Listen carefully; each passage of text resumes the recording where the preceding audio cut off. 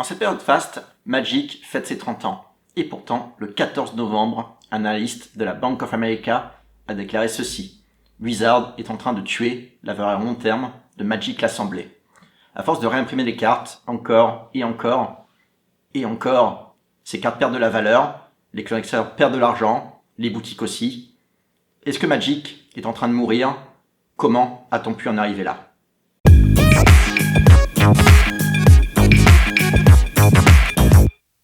Bonjour à tous et bienvenue dans cette nouvelle vidéo du Bistrot de Magic. Aujourd'hui, nous allons faire un peu d'archéologie et remonter l'historique de Magic pour arriver à comprendre pourquoi le Bank of America, qui n'est quand même pas n'importe quoi, a pu faire cette déclaration. Parlons des 20 premières années du jeu, à partir de 93, la création du jeu avec l'édition du bloc Alpha, jusqu'à 2013, qui sera une date importante, j'y reviendrai après. Ces 20 années ont été finalement relativement calmes et stable. On a quand même quelques éléments à relever, notamment l'apparition en 95 avec Ice Age de la logique des blocs.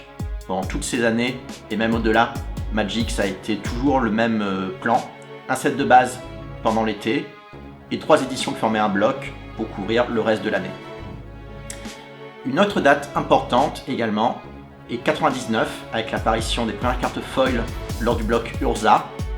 En 2001 également, date très importante, l'apparition de la fameuse Reserve List, sur laquelle on reviendra plus tard également, qui est une sélection de cartes dont Wizard a promis de ne jamais réimprimer et de ne jamais vendre à nouveau. En 2007, petit événement également, l'apparition des premiers Planeswalkers qui avaient déjà été teasés lors de Future Sight sur notamment la carte Tarmogoyf. En 2008, dans le bloc Alara, l'apparition des premières mythiques, un nouveau niveau de rareté, qui je crois que la proportion est du coup une mythique pour environ 8 boosters. Et enfin en 2013, l'apparition du premier bloc Modern Master, qui est la première édition qui ne contient que des rééditions. Et c'est là que ça peut peut-être commencer à déraper. Revenons tout de même sur la Reserve List. Comme je l'ai expliqué, ce sont des cartes qui ne sont jamais réimprimées par Wizard. Et dans ces cartes-là, on retrouve notamment le mythique Power 9, avec notamment le Black Lotus, les Mox et d'autres cartes. Également les Biland, qui sont des cartes clés pour le Legacy. Et tout un tas d'autres cartes. Il faut savoir que la Reserve List, elle contient des centaines de cartes. Et croyez-moi, il y en a certaines qu'on n'aimerait pas voir rééditées. Pour conclure sur 20 premières années, finalement, c'est toujours à peu près le même schéma, comme je l'expliquais, les blocs. Quelques préconstruits à côté de ça, des intro packs, quelques packs de tournois, et également quelques petits sets, notamment les Unigod et Unglood, des sets humoristiques.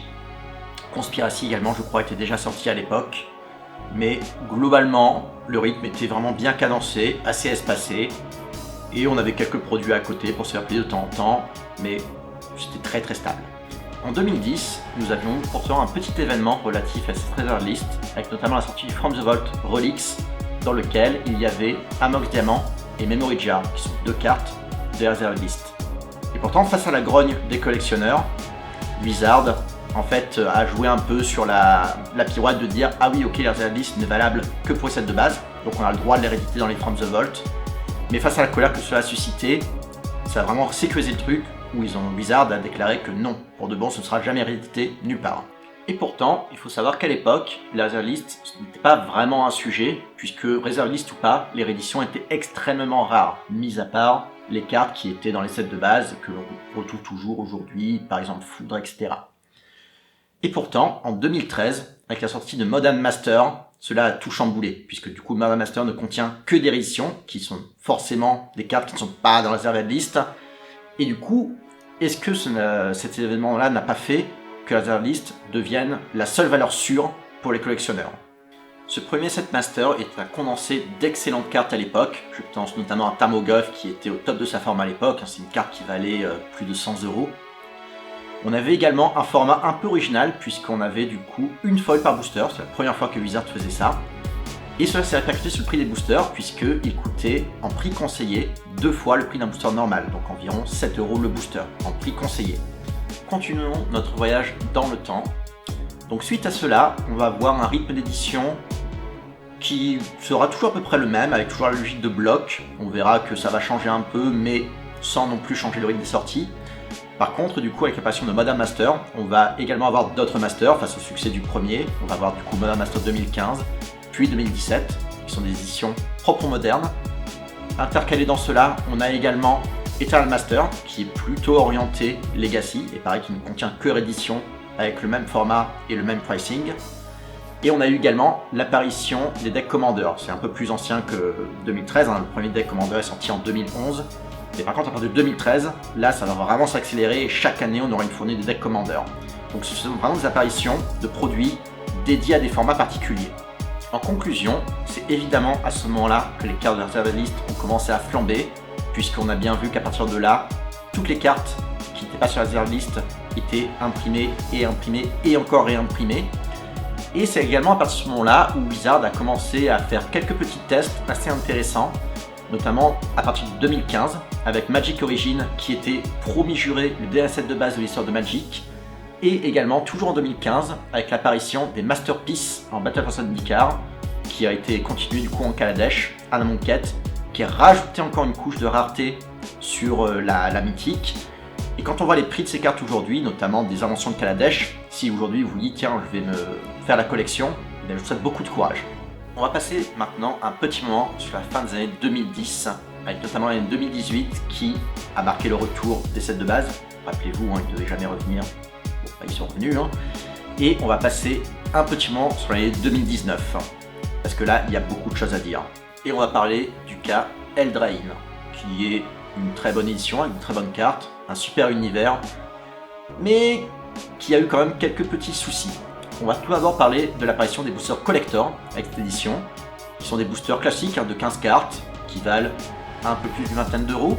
Alors ok, c'est rempli de cartes folles, etc. Très bien, mais 20 € le booster hein, tout de même. On a eu également l'augmentation, la première augmentation des prix des boosters à cette époque-là, hein, même sur les boosters de draft. On a eu l'apparition des cartes Showcase, qui du coup était quelque part une édition dans l'édition.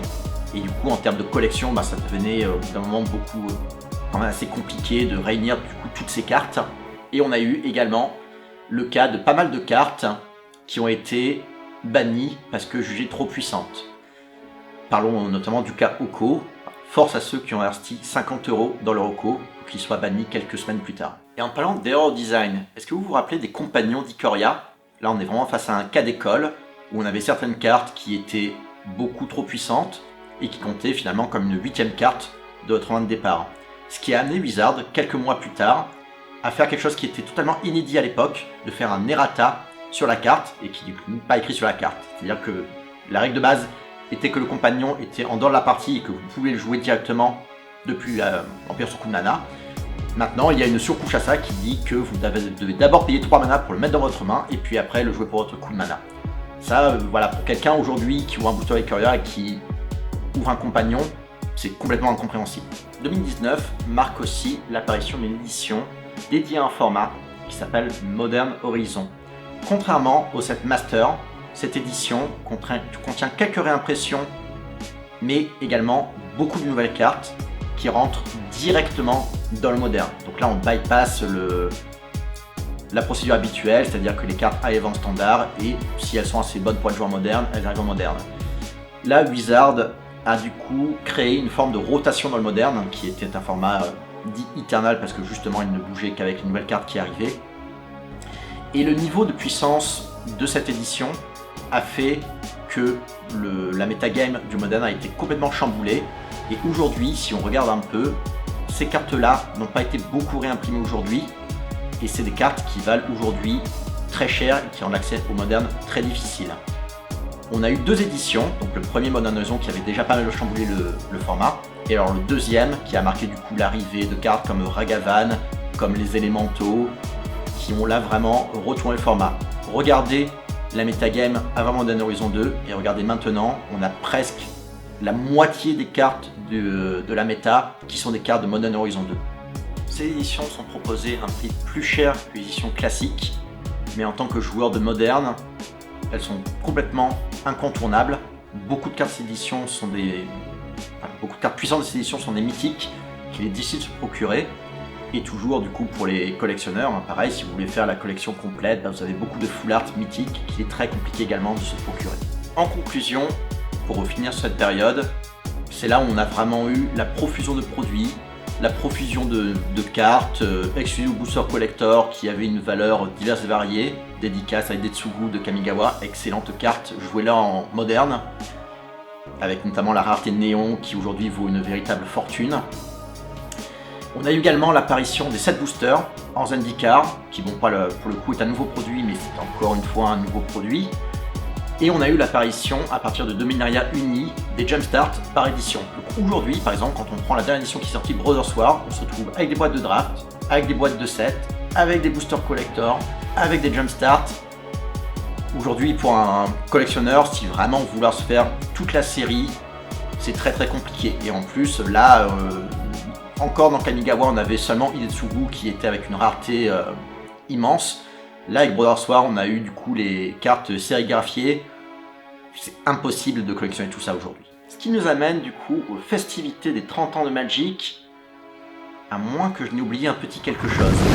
On va bien évidemment parler du cas des Secret Lair, parce que là encore, il y a beaucoup de choses à dire. Le canal de vente historique de Wizard, c'était la distribution via des boutiques partenaires du réseau WPN.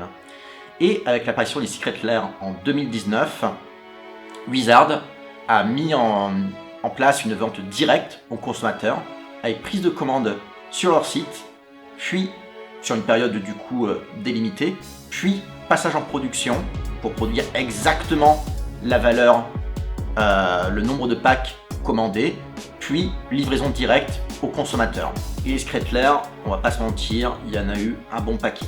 7 en 2019, 26 en 2020, 46 en 2021, et là sur l'année 2022, on a une nouvelle fournée qui est sortie, qui a été annoncée il y a quelques jours, on va dépasser la cinquantaine. Les Secret Lair ont été également l'occasion pour Wizard de poursuivre leurs petites expériences, parce que c'est notamment dans Secret Lair qu'on avait les cartes bonus, les premières cartes sérigraphiées, avec une carte également très puissante, un Viscera Seer, tout le monde rêve d'avoir ça dans son vintage. Mais du coup, comme c'était une carte qui n'existait qu'en 100 exemplaires, bah aujourd'hui, voilà, les exemplaires se vendent à plusieurs milliers d'euros. En conclusion, il n'y a pas que du mauvais dans les Secret Lair. Ils ont permis l'ouverture de Magic sur d'autres univers. Ils ont également poussé l'activité à de nouveaux niveaux, parce qu'aujourd'hui on a des dizaines de cartes.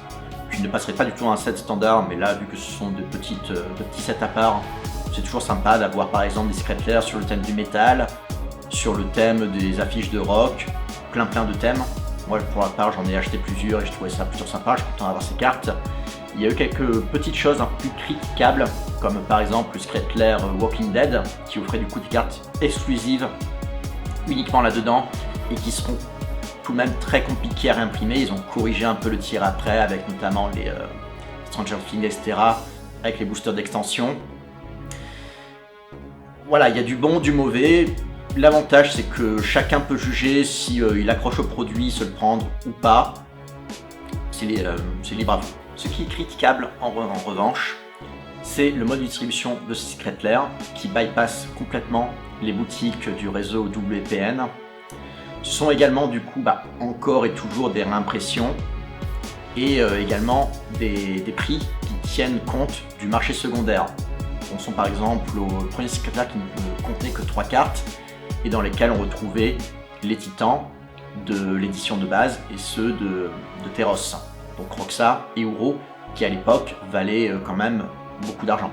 Les Secret Lair entrent dans la famille désormais nombreuse des produits pour Wizard, facile à produire puisque pas beaucoup de design, ultra rentable parce que vendu cher, donc je pense notamment aux Secret Lair, mais également aux Booster Collector qui ont encore d'ailleurs augmenté avec Dominaria Uni, on a une deuxième augmentation de prix qui s'est intercalée à ce moment-là, et également certains petits tests qui ont été faits, avec notamment les VIP boosters du premier Double Master, qui était quand même un booster vendu 100 €, et également avec le deuxième Double Master, où là on avait des boîtes de 4 boosters collector vendus 200 € la boîte, 50 € le booster. Passons à des choses un peu plus joyeuses avec les 30 ans de Magic. On va parler de 2 choses ici. La première, la série de cartes promo, 30 cartes, une par année, qui sont distribuées à titre d'événement, type FNM, avant-première, etc. Le concept est vraiment très sympa, mais il y a un petit peu de souci là-dedans. 2 cartes en particulier, Loyal Trainers et très probablement plus tard Thermogoyf. Pour parler du cas de Loyal Trainers, Pour ma part, ma boutique en a reçu 0. Et du coup, je me dis, bon, bah, c'est pas grave, hein, je vais aller voir sur internet et essayer de m'en procurer une. Et quand j'ai vu les tarifs de la carte, bah, ça m'a plus trop donné envie. Et je trouve ça vraiment très dommage de me dire que moi, en tant que collectionneur, sur cette série de 30 cartes, j'en aurais que 28. Et enfin, la cerise sur le gâteau d'anniversaire, la quintessence de tout ce que l'on aime, à savoir des produits chers, de la reserved list et de la vente en direct. On va bien sûr parler de la fameuse édition pour le 30e anniversaire. Qu'est-ce que cette 30e édition? Ce sont tout simplement 4 boosters de cartes bêta, donc une des toutes premières éditions de Magic. Donc on va retrouver du P9, les Black Lotus, les Mox, on va retrouver également des Biland. Et là on peut se poser la question, mais du coup on n'a pas parlé de la reserve list un petit peu avant? Et bien justement, ces cartes ont pu être réimprimées par Wizard parce qu'elles ne sont pas légales en tournoi. Si on regarde attentivement, le dos de la carte est différent d'un dos de carte Magic traditionnel. Et donc on peut se dire, bah tiens, c'est sympa, on pourra faire des proxys un peu sympas pour jouer des parties de vintage, pour rigoler, etc. Et quand on regarde le prix, eh bien ces 4 boosters de proxy sont vendus pour la modique somme de 1000 $, soit un peu plus de 1100 €. Donc 4 boosters de proxy, un peu plus de 1100 €. On peut quand même se poser la question à qui s'adresse ce produit. Et pourtant, lors de la vente qui a eu lieu lundi dernier, la vente s'est clôturée en 33 minutes. Et déjà sur le marché secondaire, on peut voir des boosters se vendre à 400 € en précommande. J'invite du coup les gens qui sont la cible de ce produit à se manifester dans les commentaires.